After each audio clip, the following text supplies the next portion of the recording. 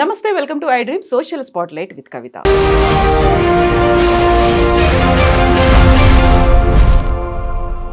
విదేశాల్లో విద్యని అభ్యసించాలి అనుకునేటువంటి స్టూడెంట్స్కి ఒక్కొక్క రకమైనటువంటి కష్టాలు కనిపిస్తున్నాయి. అందులోనూ యూఎస్కి సంబంధించి చూస్తే గత ఏడాది అకాడమిక్ ఇయర్ కోసం దాదాపుగా 46% డిక్లైన్ అనేది కనిపిస్తుంది యూఎస్ యూనివర్సిటీలో జాయినింగ్ అనేది. మిగతా కంట్రీస్ కూడా అదే ఫాలో అవుతున్నట్టుగా ఇప్పుడు కనిపిస్తోంది. బట్ యూఎస్కి వెళ్ళిన తర్వాత స్టూడెంట్స్ ప్రాపర్గా జాగ్రత్తలు తీసుకోకపోవడం, అక్కడ ఉన్నటువంటి రూల్స్, రెగ్యులేషన్స్, సేఫ్టీ ప్రికాషన్స్ పాటించకపోవడం వల్ల 6 ఏళ్లలో 800 మంది చనిపోయారనేది ఒక అలార్మింగ్ నెంబర్ కనిపిస్తుంది. యాక్చువల్గా విదేశాల్లో చదవాలనుకునేటువంటి స్టూడెంట్స్ తీసుకోవాల్సినటువంటి జాగ్రత్తలు ఏంటి? మనతో పాటుగా ఉన్నారు global Telangana association founder and chairman Vishweshwar Reddy Kalvala గారు. హలో అండి, నమస్తే. సో మనం ప్రతిసారి స్టూడెంట్స్ గురించి మాట్లాడుకున్నప్పుడల్లా వీసాల గురించి మాట్లాడుకుంటాము. అక్కడ ఈ మధ్య కాలంలో సోషల్ మీడియా అనేది డిజిటల్ ఫుట్ ప్రింట్స్ చెక్ చేస్తున్నారు కాబట్టి దానికి సంబంధించి మాట్లాడుకుంటాం. దెన్ వాట్ అబౌట్ అక్కడికి వెళ్ళిపోయిన తర్వాత, యూనివర్సిటీలో జాయిన్ అయిన తర్వాత వాళ్ళు తీసుకోవాల్సినటువంటి జాగ్రత్తలు తీసుకుంటున్నారా? యాక్చువల్గా it is sad stories happening recently, మనం గమనించి ఉండొచ్చు. సో హిస్టారికల్గా ఏంటంటే చాలామంది వస్తున్నారు స్టూడెంట్స్, F1 వీసా రూపకంగా వస్తారు కంట్రీలో. ఒకప్పుడు చాలా తక్కువ మంది Tier 1 సిటీస్ వాళ్ళే ఉండారు, అంటే బాస్టన్, ఈస్ట్ సైడ్ ఎక్కువ మేజర్, వాషింగ్టన్ DC, న్యూయార్క్ అలా ఉండేది. తర్వాత స్లోగా ఎవెన్చువల్గా వైపు హెడ్ చేశారంటే డెట్రాయిట్కి, షికాగోకి, డాలస్కి, అదేవిధంగా బే ఏరియా సైడ్. సో చాలామంది వచ్చారు. అవి మేజర్ సిటీస్ హిస్టారికల్. ఇప్పుడు Tier 2 సిటీస్కి వెళ్ళిపోయారు. కొలంబస్, క్లీవ్లాండ్, డేటన్, అంటే అక్కడ చిన్న ఏరియాస్లో ఉన్న యూనివర్సిటీస్లో కూడా మన ఒకటి వన్ ఆఫ్ ద అలబామాలో కూడా ఒక 200 కిడ్స్ ఉన్నారట అక్కడ స్టూడెంట్స్. సో అది వెరీ స్మాలెస్ట్ టౌన్. అక్కడ కూడా యూనివర్సిటీలో ఒక 200 మంది ఉన్నారు. అంటే లాస్ట్ ఈ ఇయర్ మీరు అన్నట్టు ఇంతకుముందు 40% రిడక్షన్ అయింది in the volume of the people migrating to US on F1 visa. So temporary, this called temporary immigration and temporary intent, permanent or temporary. So F1 comes under temporary intent.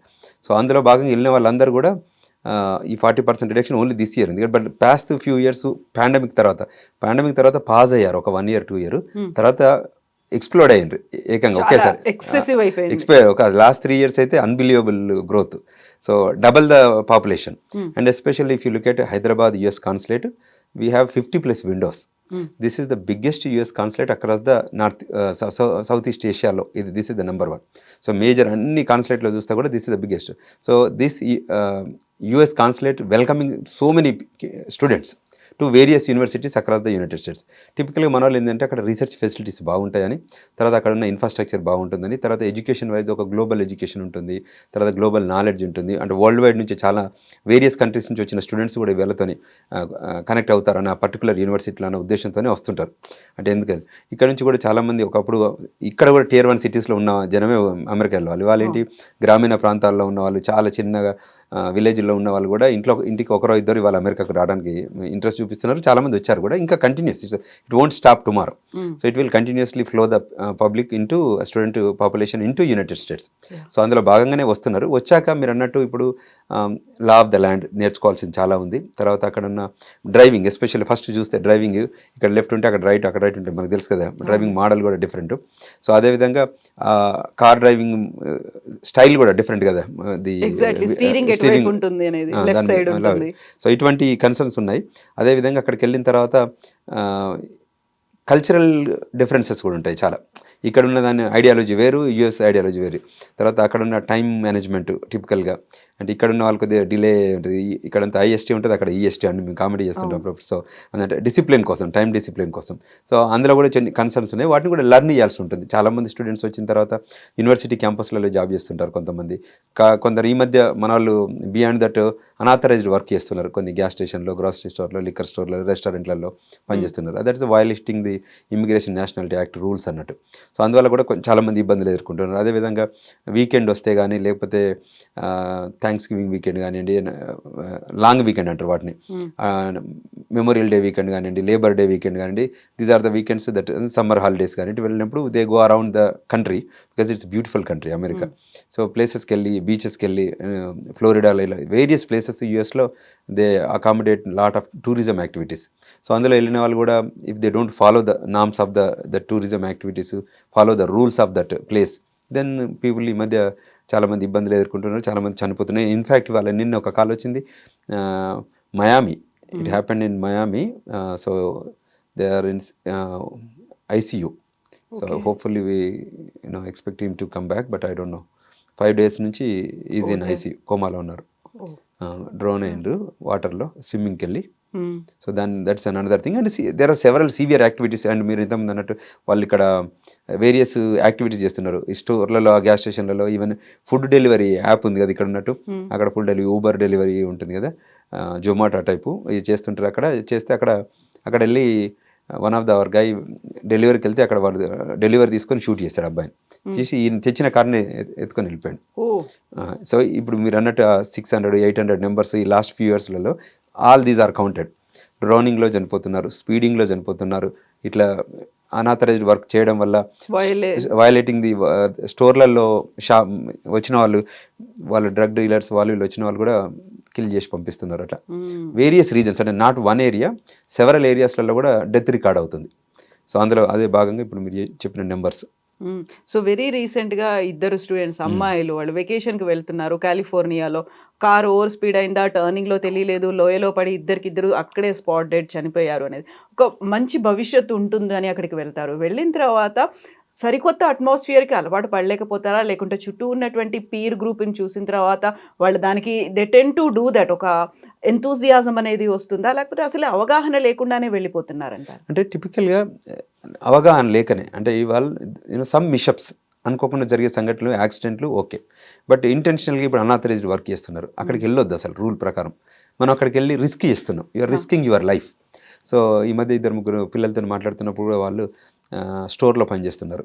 Store అనేది వాళ్ళు యూజువల్గా ఎక్కడైతే university ఉందో university certain radius లోపలనే పనిచేయాలి. వాళ్ళు with in the campus jobs చేయాలి, on campus jobs, అది కూడా ఆథరైజ్డ్గా. అంటే I-20 వాళ్ళ యూనివర్సిటీ అప్రూవ్ ఉన్న ప్లేస్లనే వాళ్ళు జాబ్ చేయాలి. అది కాకుండా బయటకు వెళ్తే ఏమవుతుంది, అక్కడ you are exposing yourself to criminal intent prone areas. So అక్కడ కన్సర్న్స్ వస్తున్నాయి, అక్కడికి వెళ్ళి ఇబ్బంది ఎదుర్కొంటున్నారు, చాలా వల్నరబుల్గా ఉంటాయి సిచ్యువేషన్. కరెక్ట్. సో వీళ్ళ ఒక అమ్మాయి వెళ్ళి షూటింగ్కి వెళ్తే, షూటింగ్ జరిగింది, అమ్మాయి వెళ్ళి షాపింగ్ స్టోర్లో పనిచేస్తుంది. సో వాళ్ళు వచ్చి యాక్చువల్గా వచ్చి వీళ్ళు యూజువల్గా మోర్ దాన్ 18 years వాళ్ళకి they will serve the weeds and liquor. 21 ఉంటుంది ఏజ్. 21 ఏజ్ స్టేట్ లా ప్రకారం వాళ్ళు తీసుకొని ఆథరైజేషన్ తీసుకొని సర్వ్ చేయాలి. సో ఐడి కోసం అడిగితే వాడు లోపలికి వెళ్ళి గన్ తీసుకొచ్చాడు, కార్ దగ్గరికి వెళ్ళి గన్ తీసుకొచ్చి షూట్ చేశాడు స్టమక్లో. మా పాప 6 weeks హాస్పిటలైజ్ అయింది. హోమాలు వెళ్ళి తర్వాత రియల్ తర్వాత స్లోగా బయటకు వచ్చింది. ఇప్పుడు ఏంటంటే she has to think that she should come back. అంటే అంత ఇప్పుడు మనిచ్చే మనమే వెళ్ళి అందులో దొరికి మనకే ఇబ్బంది ఎదుర్కొని మనమే రావాల్సిన పరిస్థితి ఉంది. సో మనం వెళ్ళేటప్పుడే if you plan properly the whole phases of the education, so అక్కడ స్టేకి అన్ని బాగా ప్రాపర్గా ప్లాన్ చేసుకోగలిగితే ఇప్పుడు ఇబ్బంది ఉండకపోయేది. సో ఇక్కడ జరిగిన సంఘటనతో ఇది ఒకటే కాకుండా ఇంకొన్ని one of my classmates son also bullet heart పక్క నుంచి లోపలికి వెళ్ళింది. సో దిస్ ఇస్ కామన్ అయిపోతుంది. ఇప్పుడు ఏంటంటే నాకు కాల్ రిసీవ్ చేస్తే ఏదో ఒక ప్రాబ్లంతోనే వస్తుంది. ఎందుకంటే నేను బాగున్నప్పుడు ఏం కాల్ చేయొద్దంటే, ప్రాబ్లం ఉంటేనే కాల్ చేయమంటాం. కాబట్టి మన గ్లోబల్ తెలంగాణ అసోసియేషన్కి చాలామంది అప్రోచ్ అయ్యి, అంటే what direction we should go, అంటే గైడెన్స్ ఇవ్వండి, ఎడ్యుకేట్ చేయండి, నాలెడ్జ్ షేర్ చేయండి అని చెప్తుంటారు అన్నట్టు. సో అది మేము we're there to help them. So ఇలాంటి ఇష్యూస్ అంటే మనకు అక్కడ అవేర్నెస్ ఇవ్వాల్సింది ఎవరు, పేరెంట్స్కి పెద్దగా తెలియదు. చాలా వరకు మీరు చెప్పినట్టుగా విలేజ్ల నుంచి వచ్చే వాళ్ళు కూడా ఉంటారు. కాబట్టి మా వాళ్ళు వెళ్తున్నారు, అక్కడ చదువుకుంటారు, యూనివర్సిటీలో ఉన్నారు అనుకుంటే యూనివర్సిటీస్ వీళ్ళకి గైడ్ చేయాలా, లేకుంటే వాళ్ళు ఎవరిని అప్రోచ్ అవుతే తెలుస్తుంది అంటారు? యూనివర్సిటీలో ఇంటర్నేషనల్ ఆఫీస్ ఉంటుంది, వాళ్ళు they can get good guidance there. తర్వాత వాళ్ళ సీనియర్స్ ఉన్నారు, అంటే who are already there, who got knowledge, కంట్రీలో కొన్ని సంవత్సరాల వాళ్ళు ఉంటారు. ప్లస్ గ్లోబల్ తెలంగాణ అసోసియేషన్ కూడా ఏం చేస్తుంటే we're organizing webinars, seminars, symposiums, so that giving a good guidance in terms of employment, in terms of education, in terms of traveling, in anything. If they ask, we will put up a session so that they can understand what is the reality and how you can take care of yourself అన్న దానిపైన చెప్పొచ్చు. But అది కాకుండా ఏం చేయకుండా వాళ్ళే వాలంటీర్గా వెళ్ళారు అనుకోండి, they are risk at their life. So చిన్న ఇష్యూస్ అయితే అడ్రస్ చేసుకోవచ్చు. కానీ ఇప్పుడు డియూఐ ఉంది అనుకోండి, మొన్న ఒక కేసులో whether it's DUI non DUI drive చేస్తున్నారు, ఒక ఆయన యాక్సిడెంట్లో పక్క ప్యాసింజర్ చనిపోయాడు. So this guy went to jail now, is in the jail for past 12 months. సో ఇండియాలో వాళ్ళు ఉన్న పేరెంట్స్ ఏడవడం ఇప్పుడు తీసుకురావాలని. అట్లా అబ్బాయిని వాళ్ళకి ఇంప్రిజన్మెంట్ టైం 4.5 years పడింది. సో ఇప్పుడు 4.5 years వరకు బయటికి రాదు. ఈ లోపల ఎట్లా తీసుకోవచ్చు, there are so much going on. అంటే ఒకప్పట్లో లేదు, migration happened. And most recently kids అంతా ఏం చేస్తున్నారు, they are engaging money laundering. ఓ money moving money from one location to other location, cash. So ఈ మధ్య ఏంటంటే FBI itself played a role of giving and taking, ఓ మధ్యలో వీళ్ళు స్ట్రింగ్ ఆపరేషన్. సో అందులో కూడా దొరికారు మన వాళ్ళు, అందులో కూడా జైలుకి వెళ్ళారు కొంతమంది. సో వాళ్ళందరూ కూడా ఇప్పుడు బెయిల్ పైన బయటికి రావాలి, వచ్చిన తర్వాత మళ్ళీ వాడికి జైలు టర్మ్ ఉంటుంది, తర్వాత డిపోర్టేషన్ ఉంటుంది. సో సో మచ్ మీరు ఈ మధ్య వీడియోలో యూట్యూబ్లో కూడా చూసారు, ఇద్దరు అమ్మాయిలు వెళ్ళి షాప్ లిఫ్టింగ్ స్టోర్లలో చూసారు, అది లైవ్ వీడియో, ది కెమెరా ఉంటుంది కదా, బాడీ కెమెరా రికార్డ్ చేశారు. సో అవన్నీ అవసరం లేదు, it's matter of $300, $400, $500. I tell you one story. ఒకటి I think this happened in Dallas area. ఇట్లా థెఫ్ట్ కేసు కింద వచ్చింది, ముగ్గురు అమ్మాయిలు వెళ్ళి వస్తున్నారు అన్నట్టు, కేసు ఈజ్ ఓవర్. తర్వాత నాకు అప్రోచ్ అయ్యి ఇట్లా మేము ఏం చేయలేదు అంటే, యూజువల్గా వాళ్ళు ఏం చెప్తారు, ఫస్ట్ మాదేం లేదు, ఒకరి ఇన్ఫ్లుయెన్స్, ముగ్గురు ఇట్లా ఒక అమ్మాయి మిగతా ఇద్దరి మీద వేస్తుంది అన్నట్టు, వాళ్ళు చెప్తే నేను చేశాను అది టైపు. సో నేనంటే every time ask them to give the material, అంటే ఎగ్జాక్ట్లీ ఏం జరిగిందంటే ఆ కేస్ షీట్లో ఉంటుంది. సో చెప్తే ఆ కేస్ షీట్లో ఏమని రాసిందంటే, వీళ్ళు లేడీస్ ఐటమ్సే కాకుండా రైస్ బ్యాగ్ కూడా ఉంది అందులో. Okay.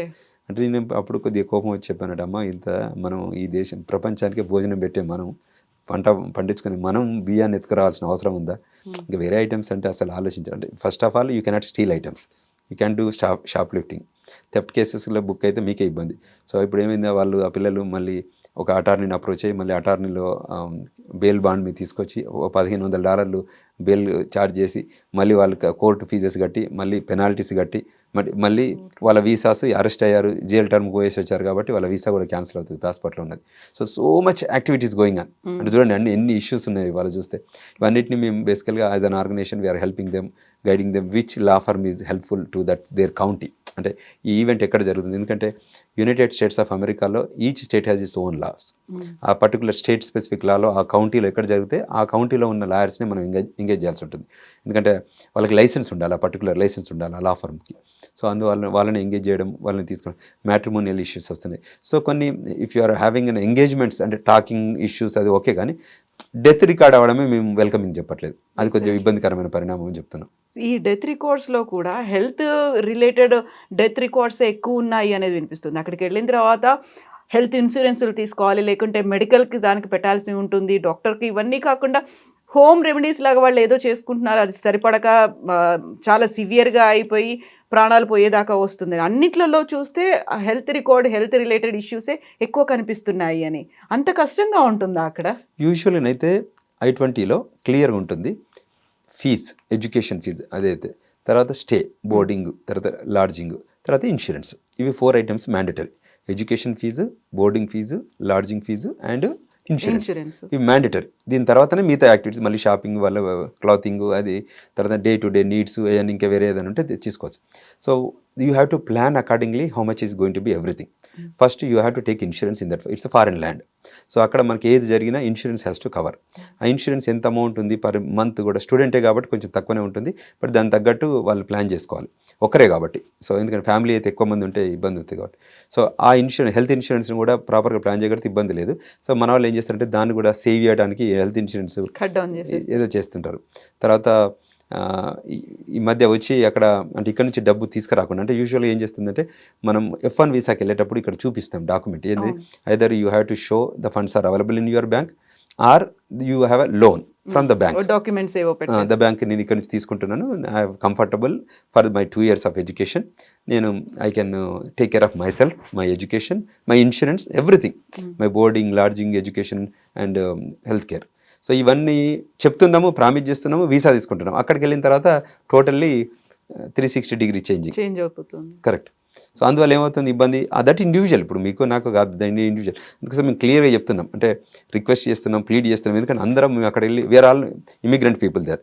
So they are our brothers and sisters, we need to help them. అంటే మేము సీనియర్లు, మాకు ఆర్గనైజేషన్ ఉంది, నాన్ ప్రాఫిట్ యాక్టివిటీ చేస్తున్నాం కాబట్టి వాళ్ళకి ఏదో రకంగా హెల్ప్ చేయడానికి కోసం ప్రయత్నం చేస్తాం కాబట్టి we're educating them. If they learn fine. తర్వాత ఇంకోటి, ఎవరైనా నిర్ణయం తీసుకునే కంటే ముందు మీరు సెకండ్ ఒపీనియన్ తీసుకోండి అని చెప్తున్నాం. సో అట్లీస్ట్ వాళ్ళకి గైడెన్స్ ఉంటుంది. అంటే you talk to a law firm, you talk to our non profit organizations చెప్పడం వల్ల మీకు ఒపీనియన్ వస్తుంది. తర్వాత seniors who been there for many years, so వాళ్ళ దగ్గర నుంచి కూడా ఇన్ఫర్మేషన్ కలెక్ట్ చేసుకుంటే కూడా బాగుంటుంది. అంటే యువర్ మెచ్యూరిటీ లెవెల్ పెరుగుతుంది, తర్వాత నాలెడ్జ్ వస్తుంది, తర్వాత you act on balance way, not extra చేయకుండా ఉంటుంది అనేది మా ఉద్దేశం. ఇప్పుడు ఇవన్నిటితో పాటుగా టికెట్స్ అనేవి ఇష్యూ చేస్తుంటారు ఎక్కువగా, ఓవర్ స్పీడ్ ఉందోనో లేకపోతే హిట్ అండ్ రన్ కేసులు, ఇవన్నిటితో పాటు రోడ్డు క్రాస్ చేసేటప్పుడు పాటించాల్సినటువంటి ఆ రోడ్ సెన్స్, వాటిని కూడా సేఫ్టీ ప్రికాషన్స్ కూడా పాటించట్లేదు. రోడ్ క్రాస్ చేస్తున్నప్పుడు చనిపోతున్న వాళ్ళ నెంబర్ కూడా కనిపిస్తోంది కదా. సో ఇవన్నీ నేర్చుకోవాల్సినటువంటి అవసరం ఉంది. నేర్చుకోకుండానే మాకు వీసా వచ్చేసిందో లేక మాకు అడ్మిషన్ వచ్చేసిందో, we're going to get that admission, ఆ యూనివర్సిటీలో జాయిన్ అవుతున్నాము అనేది వెళ్తున్నారు తప్ప, ఇవన్నీ రావాలి అంటే ఇక్కడికి వెళ్లే ముందు కూడా ఎవరైతే కన్సల్టెంట్స్ ఉన్నారో వాళ్ళని అప్రోచ్ అవ్వాలి, వాళ్ళు చెప్పాల్సిన అవసరం. లేకపోతే ఇంత ప్రీషియస్ లైవ్స్, కరెక్ట్, 6 ఏళ్లలో 800 మంది, అందులో మెజారిటీ యూఎస్లోనే పోయారు. ఫస్ట్ ప్లేస్లో యూఎస్లో ఉంది అని అంటే అవును. గ్లోబల్ నేను ఐ వాజ్ ఆల్సో మీడియాతో మాట్లాడుతూ చెప్పాను, you're right, numbers maybe here and there కానీ, but 100% this is not a welcoming act. You have to be careful because life is important. So jobs అంటే పైన కింద వస్తాయి, ఏదో ఇష్యూస్ ఉంటాయి కానీ, బట్ ఎడ్యుకేషన్ కూడా డిఫరెంట్ సెక్టర్స్లో ఉంటారు. కానీ హెల్త్ ఒకసారి డెత్ అవుతే ఇంకేముంది, there is end to it. ఇట్లా నేను ఈ పిల్లలకు కూడా చెప్పినప్పుడు ఎడ్యుకేషన్ చేసాం, చూసాము ఒక ఎగ్జాంపుల్ చెప్పాము, అది డోర్ డాష్ డెలివరీకి వెళ్ళి దొరికిపోయి చనిపోవడం. అంటే యాక్చువల్లీ తెలుసు కదా మీకు పని చేయొద్దని అడిగామన్నట్టు, is that unauthorized work అంటే నో అంటారు, మళ్ళీ వెళ్ళి పని చేస్తుంటారు. సో వాళ్ళకి మీరు రిక్వెస్ట్ చేసేది ఏంటంటే, మీరు educate your self and questions ఏదంటే మమ్మల్ని అడగండి, మేము గైడ్ చేస్తాం. కానీ తప్ప మీరు వెళ్ళి you're risking your own life. It's not money, you're risking your own life, the death is recording and you know that it's happening. అంటే నేనేదో నాకేం కాదు వాళ్ళకే అయింది కదా, నేను I'm not prone to that active అని అనుకోలేము. ఇవి యూస్ ఆర్ రీసెంట్లీ ఎట్లా చనిపోయారు మన వాళ్ళు, మన డాలస్ ఏరియాలో పక్క చంపేసి తలతో కాలుతో దాన్ని పోయి ఇట్ ఇస్ వైరల్ అయింది వీడియో, తెలుసు కదా. అంటే అంటే అటువంటి సిస్టమ్ ఉన్న దగ్గర మనం వెళ్ళి పనిచేయాల్సిన అవసరం లేదు కదా. సో ఒకరు షూటింగ్ చేశారు అంటే సైకలాజికల్గా ఆ కంట్రీలో చాలామంది ఇష్యూస్లో ఉంటారు. అందుకోసమే అమెరికాలో చాలామంది సైక్రియాట్రిస్ట్ డాక్టర్లు ఎక్కువ ఉంటారు. ఎందుకంటే because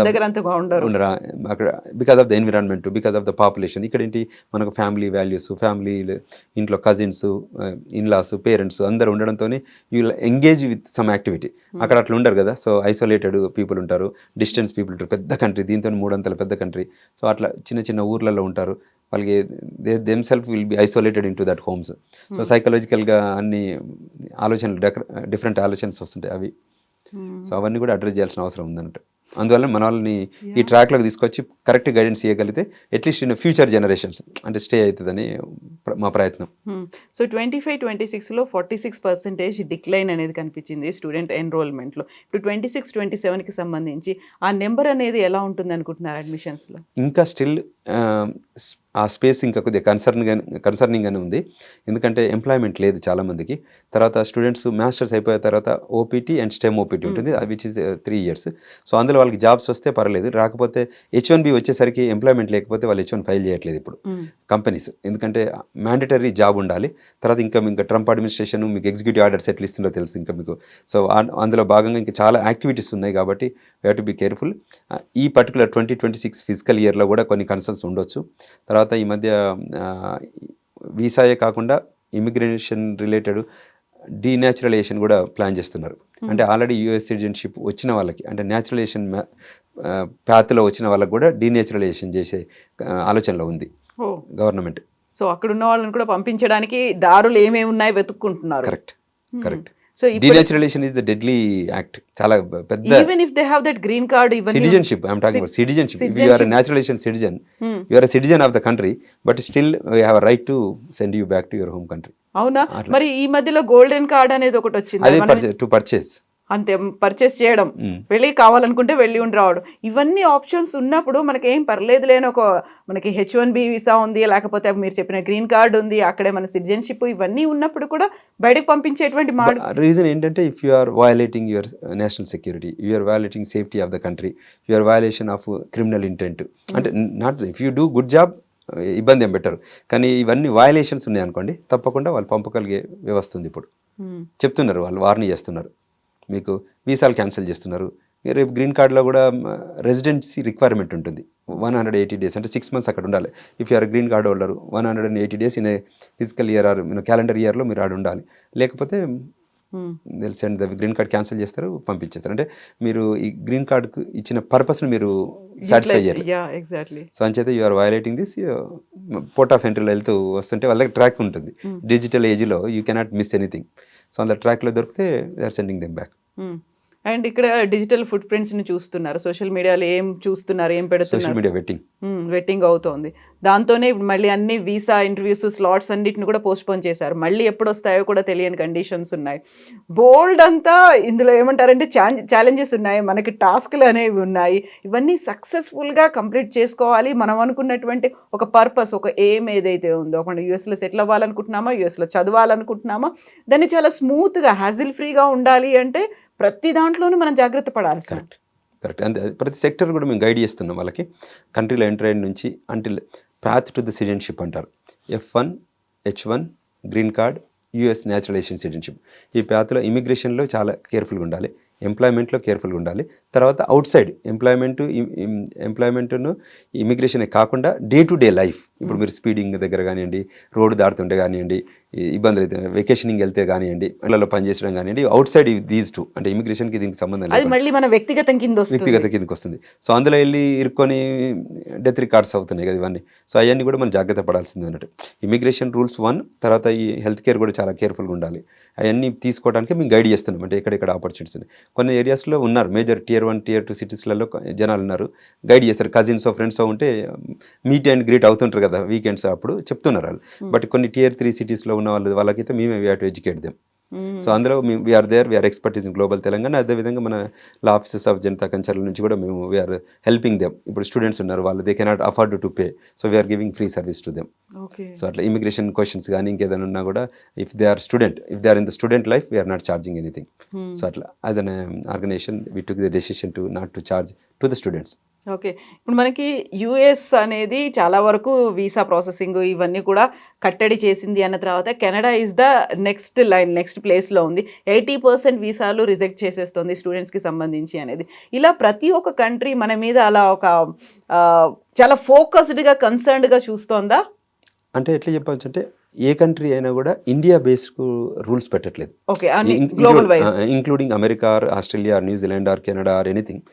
when ever they introduce A rule, it's rule for everyone. So వాళ్ళు కూడా ఏంటంటే country they want a new money. Any country to grow, research facilities sustain కావాలన్నా, అక్కడ ఎడ్యుకేషన్ ఫెసిలిటీస్ సస్టైన్ కావాలన్నా కొత్త డబ్బు రావాలి. లోపల డబ్బు కాకుండా న్యూ మనీ కావాలి. న్యూ మనీ ఎట్లా వస్తుంది? స్టూడెంట్స్ రూపకంగా వస్తుంది. న్యూ మనీ ఇన్వెస్ట్మెంట్ EB-5 రూపకంగా. అంటే ఎగ్జాంపుల్ ఐమ్ టెలింగ్ EB-5. కొన్ని కంట్రీస్ ఏం చేస్తాయంటే అమెరికా ఎట్లా green card EB-5 investor base చేస్తారు, కొన్ని countries they sell their passport. అంటే ఆ కంట్రీలో if you invest brand new money అనే foreign country, you invest in that country of the infrastructure development కానివ్వండి, తర్వాత రూరల్ డెవలప్మెంట్ కానివ్వండి, టార్గెటెడ్ ఎంప్లాయ్మెంట్ ఏరియా అని ఉంటుంది. అమెరికాలో EB-5 కింద ఏంటి 10 మెంబర్స్కి న్యూ ఎంప్లాయ్మెంట్ క్రియేట్ చేస్తే you will get a green card. In similar lines కొన్ని కంట్రీస్ ఏం చేస్తుంది, they are selling their Grenada example I'm telling Grenada అనే island country, they sell their passports. అట్లా సెవరల్ కంట్రీస్ కూడా they offer it, green cards ఇస్తాయి, citizenships ఇస్తాయి అట్లా. So permanent రెసిడెన్స్కి ఇస్తున్నాయి. ఇప్పుడు మనకేంటంటే కంట్రీ ఇండియన్స్కి అని బ్రాకెట్లో పెట్టట్లేదు. That rule is for globe. So మేజర్గా వాళ్ళ ఫోకస్ ఏంటంటే ఆ ముస్లిం కంట్రీస్ మీద ఎక్కువ కన్సర్న్ ఉన్నాయి. ఎందుకంటే వాళ్ళ యాక్ట్స్ని బట్టి. ఇప్పుడు మొన్న ఎగ్జాంపుల్ ఆస్ట్రేలియాలో జరిగింది షూటింగ్, 14 మంది 13 మందిని చంపేశారు ఇద్దరు కలిసి. సో చంపేస్తే the person who killed is from Hyderabad. And same కదా వాషింగ్టన్ DC దగ్గర అయినప్పుడు కూడా ఆఫ్ఘనిస్తాన్ నేషనల్ గార్డ్లను చంపేశారు.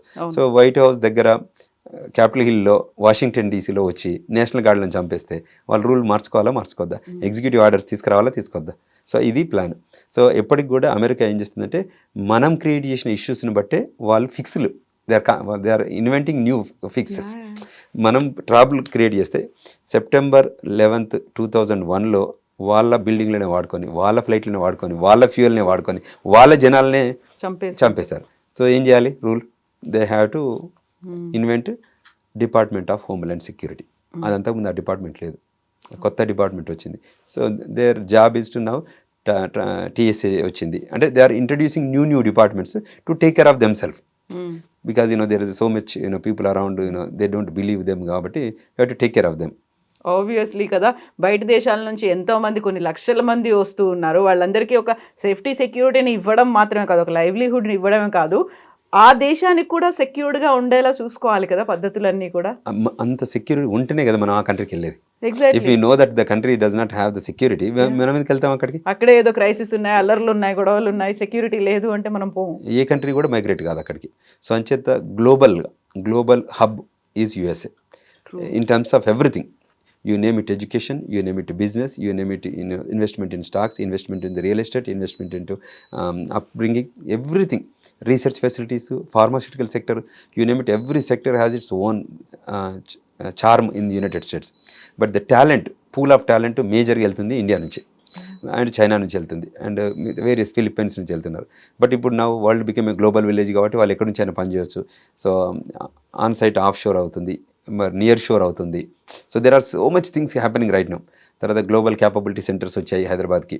సో వరల్డ్లో ఎక్కడున్నా కూడా వాళ్ళకి బ్యాక్ ఆఫీస్ హైదరాబాద్కి వచ్చింది because of our youth empowerment. So దాంతో యూటిలైజ్ చేసుకొని చాలామంది పనిచేస్తున్నారు. సో ఇవన్నీ there are number of things or acts. So we need to address on that lines.